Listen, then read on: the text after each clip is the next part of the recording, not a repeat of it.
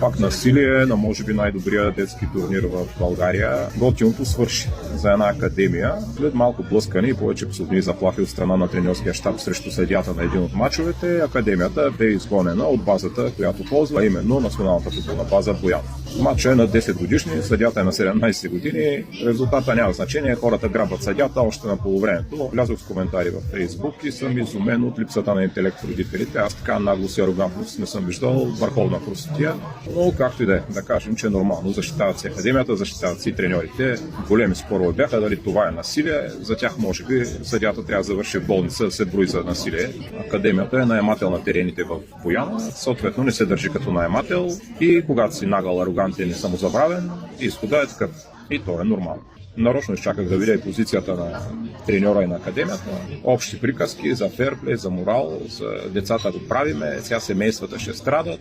От действията на терена не се вижда това. По никакъв начин човека, който го е написал това, не се опита да защити съдията и не му се стори, че нещо нередно се случва.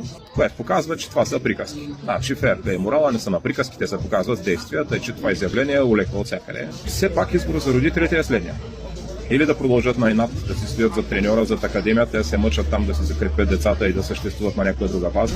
Или да потърсят други отбора за децата си, да ги пренасочат. Мой съвет е да търсят отбор, който има мъжки отбор в професионалния футбол. И това, че децата тренират на базата Бояна, не ги прави с качества на национални състезатели и не ви прави вас някакви много успели и ви дава право да се държите толкова нагло и просташки. Впоследствие разбрахме, че академия работят с другия, дето работи на Бояна, с едни измислени проби, които само дърпат пари от децата и така нататък. Май е крайно време Футболния съюз да обмисли на кого дава под наем базата Бояна и просто да спре да я дава под наем на нещо, което не е свързано с никакъв национален отбор по никакъв начин и да спрат да си плюят на името, защото то рефлектира върху тях. А пък българския футбол си има достатъчно проблеми, над които да мисли, за да задоволява егото на някакви такива тарикати.